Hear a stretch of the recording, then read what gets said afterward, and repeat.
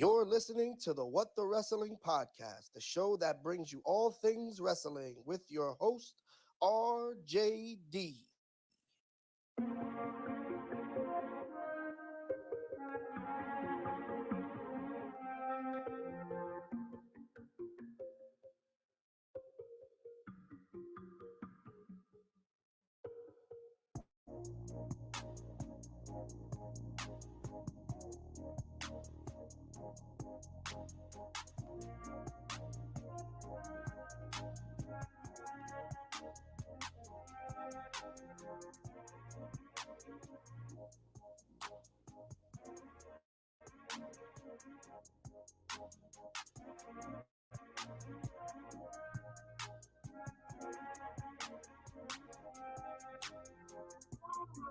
Oh, you already know what time it is.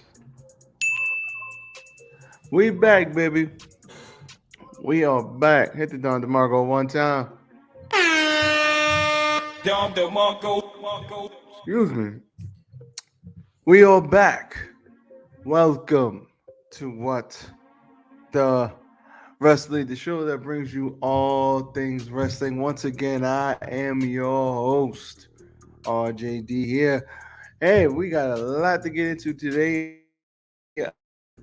Obviously, we got Dynamite Collision is on tonight. We'll be reviewing that tomorrow, so look out for that. Along with Smacketh of the Down. What did the Tribal Chief say to Mr. Rocky, his cousin? Find out tomorrow. Come back and tune in as always. But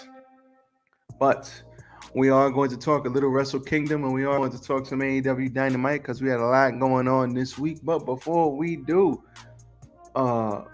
hit me with the one time. Give me a hell yeah! I said give me a hell yeah! Hit the goddamn like button. Follow your boy, What the Wrestling, Facebook, YouTube, and TikTok. As always, we are on Spotify and Anchor. Look out for that as well. And follow us on X, RJ699. We streaming on there now. We're streaming directly to X. Check out my latest Spider-Man video. And we will be doing some more streaming, if not tomorrow, on Monday. So look out for that. So let's get into this. First things first. Let's talk about Wrestle Kingdom. Now, I'm not gonna lie, I did not see all of Wrestle Kingdom, but I did see the matches that I cared about the most. And I cared about Okada Danielson. I cared about the triple threat, even though they were fairly predictable to me. I cared about them, and I did see there. And I saw one other match. I didn't see the main event, but I did see Shingo Takagi versus who the hell did Shingo fight? I saw the Shingo match. I did not see Naito win the belt from Sonata, unfortunately, but there's always time to go run that back and catch it at a later time. But Wrestle Kingdom, great as always. I remember when Wrestle Kingdom was 2 nights. One of the first Wrestle Kingdom matches I saw was Okada Omega 1. I don't even know if you can find that match anywhere anymore because it's definitely not on YouTube. That match was wild. It was like an hour long. They wrestled for like 50 minutes. It was crazy. That was my first time seeing Kazuchika Okada and my first time seeing Kenny Omega. I just want to see the one-winged angel. I done seen like 18 Rainmakers. What the hell is going on here? That was one of the greatest matches I've ever seen in my entire life. As far as my top three matches, that's in the top 3. But anyway, let's talk about Okada and Danielson. So Okada and Danielson was co-main. The last third of Wrestle Kingdom I heard was really, really good. Like I said, I didn't see the main event, but Okada and Danielson. Danielson basically woke up and chose violence. You stupid. Because my man's power level. It's over 9,000! 9,000? What, 9,000? Ridiculous. I mean, he was kicking and smacking and elbowing the holy crap out of Okada. And Okada was kicking him dead in his orbital bone. They told a beautiful, violent story about him working over Okada's arm. I'm going to break the arm. I'm going to effing break it. You tell him. And then Okada working from behind as a babyface, but ultimately hitting him with the Rainmaker for the win. But let's just say he earned that win. Man. Stop it. Get some help. They beat the holy hell out of each other. And it's like they must have had a conversation like, listen, I'm going to bring it. You're going to bring it. Danielson, when you wrestle Bryan Danielson, you better bring your A++ game because he is going to kick you with full force dead in your face. Jesus Christ. He beat the crap out of Okada. But, I mean, there was one sequence where he had Okada's arms pinned and he had him in the same leg predicament that he had when they first fought at Wembley, if I'm not mistaken. And he made Okada, I think, tap or quit. But this time Okada kicked out. This was a beautiful, violent match. They told a great story. Two of the very, very, very best in the world. All we're going to do is clap it up for them. Don DeMarco.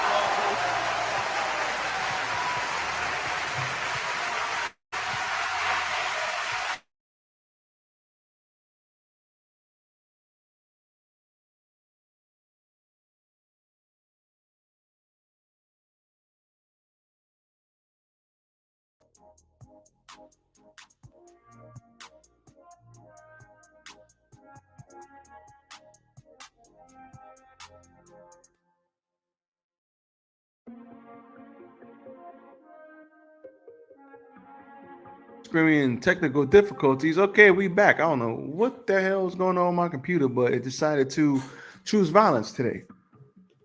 Nope. Anyway, next up we had Mox, Ospreay, and Finley. This was a triple threat match. Solid stuff from all three guys. There were some shenanigans with Gato and some other guys came in, and Finley ends up stealing the win and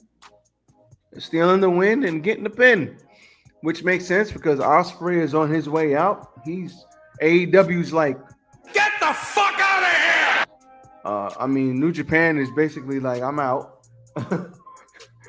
AEW's like, Just bring it, bitch! and New Japan is stuck holding the bag, so they're not going to give it to Mox. He's with another promotion. They're not going to give it to Ospreay. He's about to leave. So Finley was the best choice. And this was a very, very good match. Like I said, they double teamed Finley for the first 5 minutes, calling a truce. And then after that, they put him through a table. And one of the guys got put through a table. Ospreay did like a cross body or like a jumping flip, and he landed on the guy, and his ass went through the table. But the table, those New Japan tables are made of something. Fuck this shit, I'm out. Those New Japan tables, it's like, Nope. we're not breaking. You will not break us. I don't. If you got the spirit of one of those New Japan tables, then you got the spirit of a winner, because those tables are extremely hard to break. But you go to WWE and you touch that table and it just breaks for no apparent reason. So, listen, it is what it is. Fantastic match. Cannot wait to see the aerial assassin in AEW. Now, let's move on to Dynamite. AEW Dynamite started off with Samoa Joe talking his talk, saying that get the hell out of his way or he'll kick your ass too. So, shout out to Samoa Joe. What the hell's going on here? Okay, more technical difficulties, but no need. And then we had Adam Cole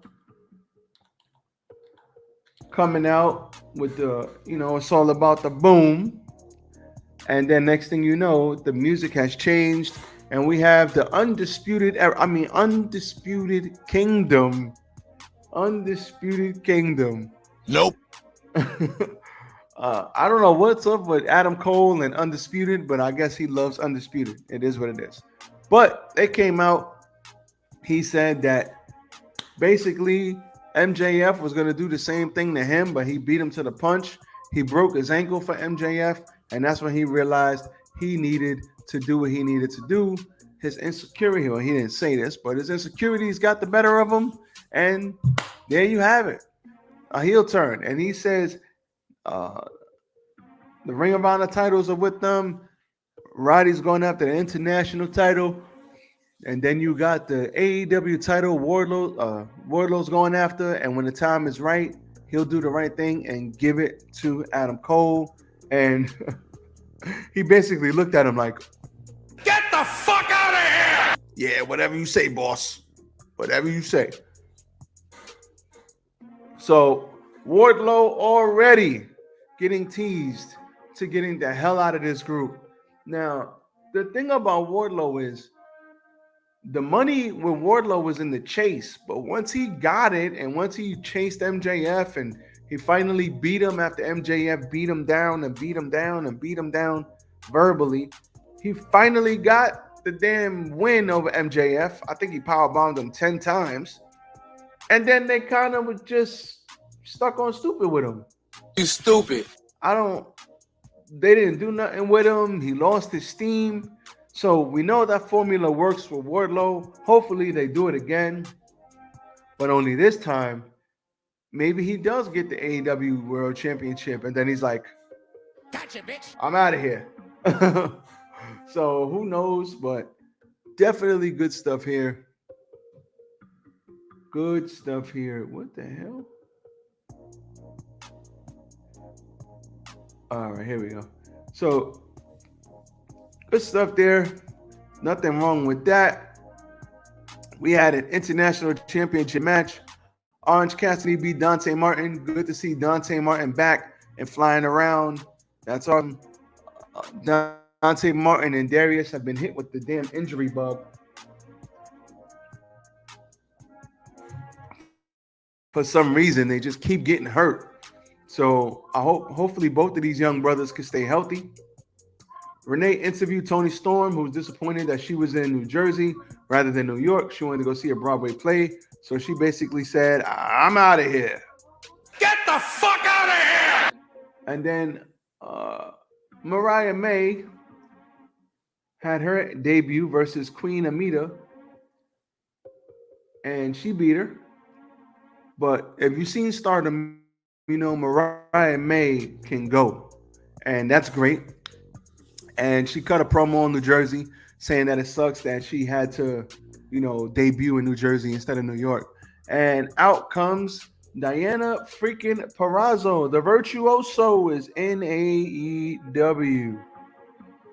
It's over 9,000! What, 9,000? And at first I was like, who's that? And then I was like, oh! I know who that is. Deonna Purrazzo did not get a fair shake in WWE. She goes over, she runs the indie scene. She's killing it on the indie. She was Knockouts champion forever. And now she has built up a name, and now she is all elite. I hope they do something with her, because every time somebody comes in new, they kind of get them to the title, and then after they get to the title, they lose, and then they don't know what to do with them. So they need to not do that. So she told Miss Mariah May to go run and tell Toni Storm she's coming for her. And she just said, I ain't your goddamn messenger. You do it yourself, biatch. And Just bring it, bitch! Deonna Purrazzo knocked her butt up out the ring. Now, unfortunately, this takes away from her debut, because now nobody even remembers she debuted. She looks like she's running away, and she gets beat up after she just debuted for the company. So they got some stuff they got to fix. Christian speaks on winning the TNT championship for a second time, and he thanks Wayne. He thanks Mama Wayne. He thanks the kid, because the kid is his protege. He thanks everybody. Then he says, listen, I want to thank the person who made this all possible, and that is me. And Luchasaurus is sitting there like, Stop the cap.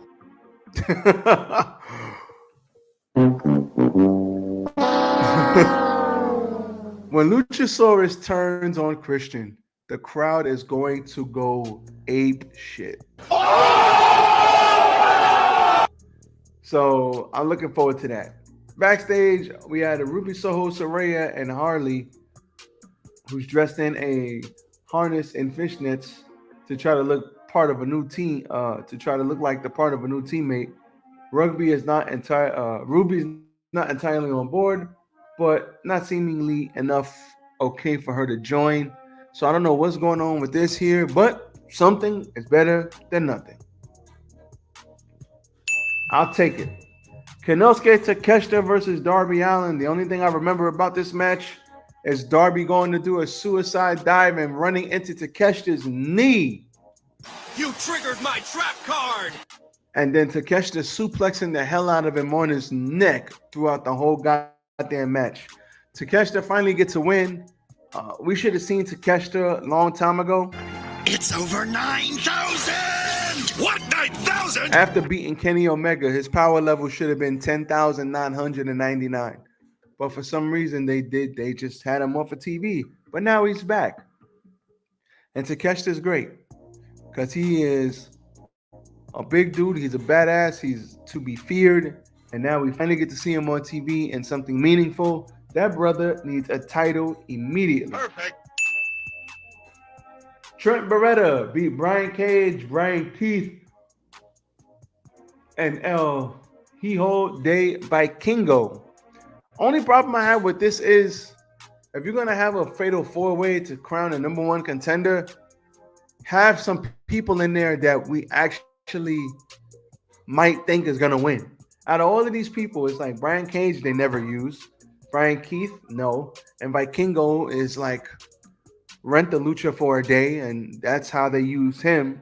So, of course, Trent was going to get the win so that he can probably lose to Eddie Kingston. So, I mean, we gotta do something better with this Continental title, okay? If you want it to be prestigious, have it a part of a story or something that we actually could get our teeth into. Because right now, it's not. So they need to figure that out. Then they had Swerve Strickland versus Daniel Garcia, and probably the best match of the night. Danny Garcia actually did do the dance. Swerve was doing the dance too. And he won the match. After the match, they were going to shake hands, but Prince Nana hit him in the balls. And they were beating him up. And then here comes the Hangman. And the Hangman and Swerve going eye to eye yet again. And they started beating the holy hell out of each other. Refs came out, pulled them apart. One got free, pulled him back. One got free, pulled him back. So it's looking like we're headed towards Hangman versus Swerve number 3. And I don't know if Swerve gets the win, but I heard Swerve say something on a podcast recently.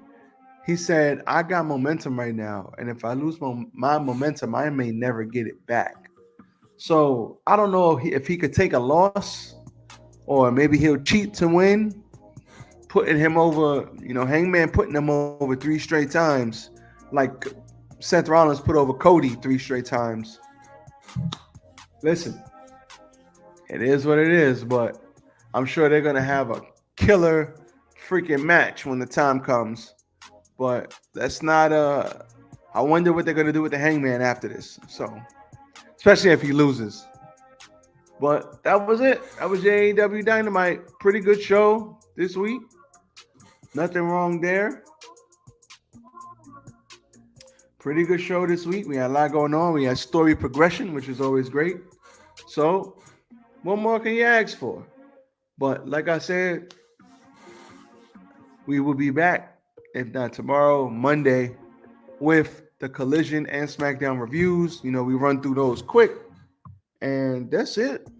That's all we got. So if you haven't seen Wrestle Kingdom, go watch it. Go watch those matches. They're worth it. Especially that Danielson and Okada. They are well worth the 30 minutes you invest to watch it. As for me, I am out. It is a Friday night. I'm gone. Everybody be safe. Enjoy the evening. Relax yourself. I'm gone. Peace. Come get some.